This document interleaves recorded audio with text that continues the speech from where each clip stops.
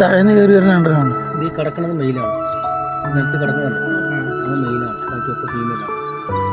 വെള്ളം കുടിച്ച് കയറി പോകുന്ന കുട്ടികളുണ്ട്.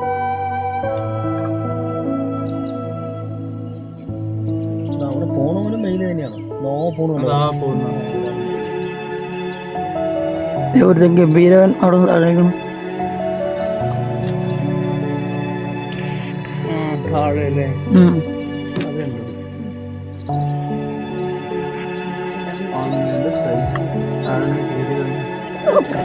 എണിച്ചു പോയി എണിച്ചാണ് ആ മെയിൽ.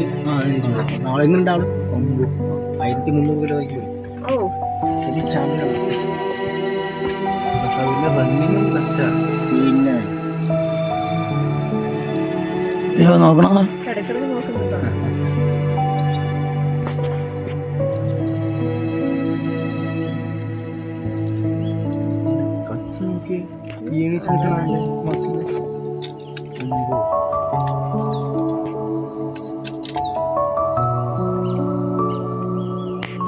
പുല്ലല്ലാതെ വേറെ എന്തെങ്കിലും കഴിക്കാറുണ്ടോ? പുല്ല്, മുളയുടെ കൂമ്പ്.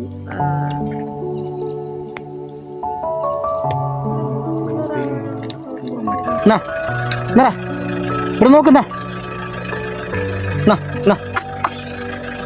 നോക്ക്, അങ്ങനെ നോക്ക്. സോറി, ക്ഷീണമുണ്ട്. ഇഷ്ടപ്പെട്ട എന്നെ തീറ്റ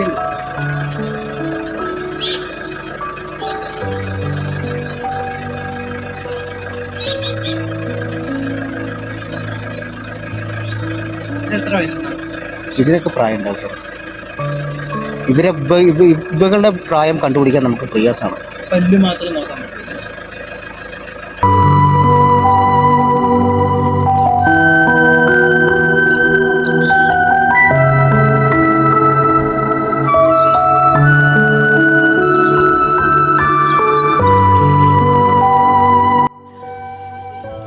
ഇതാണ് പറമ്പിക്കുളം ഡാം.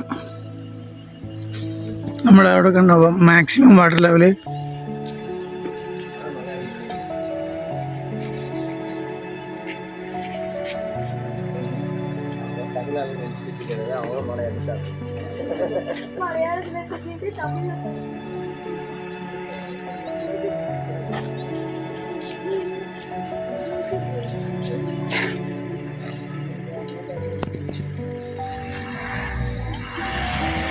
ആ മുകളിൽ കാണുന്ന കരിമല എന്ന് പറയും, നമ്മുടെ മലക്കപ്പാറയുടെ അതിൻ്റെ അപ്പുറം മലക്കപ്പാറയാണ്.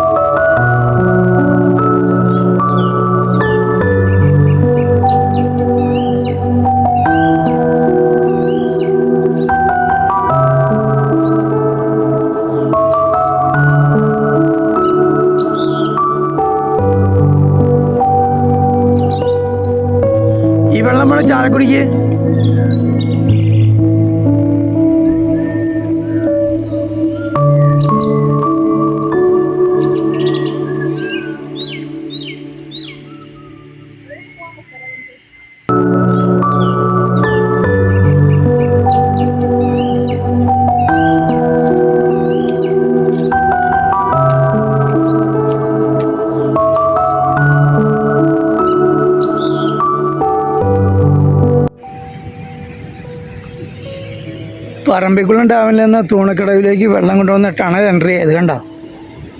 ഒരുപാട് അങ്ങോട്ട് പോയാൽ കിട്ടില്ല. ഒരുപാട് കണ്ടോ. ഇത് കണ്ടോ, അതിൻ്റെ അടിയിൽ വലിയൊരു താഴ്ചകൾ, അതിൽ കൂടെയാണ് വെള്ളം പോകണത്. ഒരു ശബ്ദം കേട്ടൂടെ, ഇതിൽ കൂടെ വെള്ളം പോകും. ടണൽ എൻട്രി എന്ന ഈ ഭാഗത്തിന് പറയാം. നമുക്ക് അങ്ങോട്ട് പോയി നിൽക്കാൻ പറ്റില്ല, കാരണം അവിടെ നിന്ന് കൈവിട്ട് പോയാൽ നമ്മളെ കിട്ടില്ല. അത്രയും വലിയ ആഴത്തിലേക്കാണ് അത് പോയിക്കൊണ്ടിരിക്കുന്നത്. അതിൻ്റെ സിസ്റ്റവും കാര്യങ്ങളൊക്കെ ഇവിടെ ടണൽ എൻട്രി എന്നാണ് പറയുന്ന പേര്. പറമ്പിക്കുളം ഡാമിൻ്റെ ഒരു ഭാഗമായി കാണുന്നതാണ്.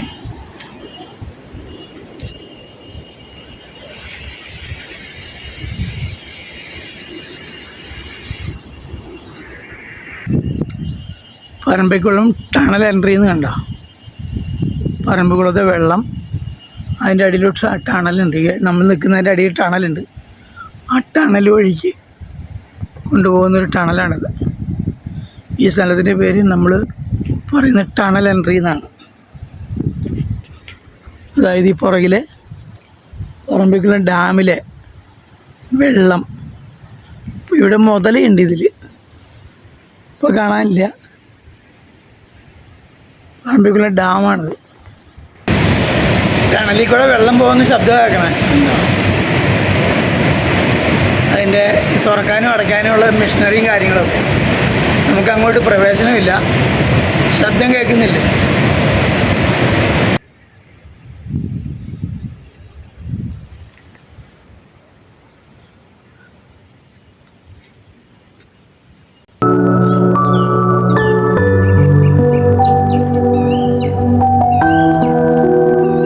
ഇതിൽ മുതലുകളുണ്ട്, പക്ഷെ അവർ ശല്യപ്പെടുന്ന മുതലുകൾ